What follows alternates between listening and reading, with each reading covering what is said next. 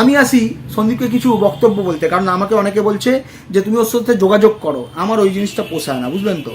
আমি ওই মানে দালালিপনা করতে পারি না, ঠিক আছে। কারোর কোথাও পৌঁছে গেলাম, ঠিক আছে, আমি অন ক্যামেরা এইভাবেই হয়তো ভালোবেসে পাশে থাকতে পারবো, উপদেশ দিতে পারবো, ঠিক আছে।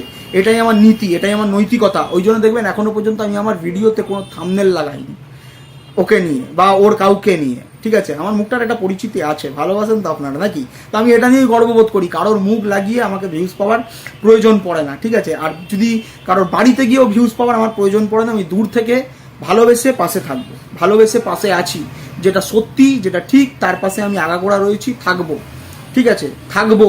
তো যার জন্য বলছি এবার সন্দীপকে, এরপরে তোমার বাড়ির থেকে এই যে জাঙ্গিয়া লেংটি যা খুশি নিয়ে গেছে, তুমি এবার তোমার চ্যানেলটাকে সামলাও। কেন বলছি, কারণ তোমার চ্যানেলের উপর এবার টার্গেট থাকবে, কন্টিনিউ তোমার চ্যানেলের উপরে স্ট্রাইক মারার চেষ্টা করবে, কারণ অনেকগুলো ভিডিও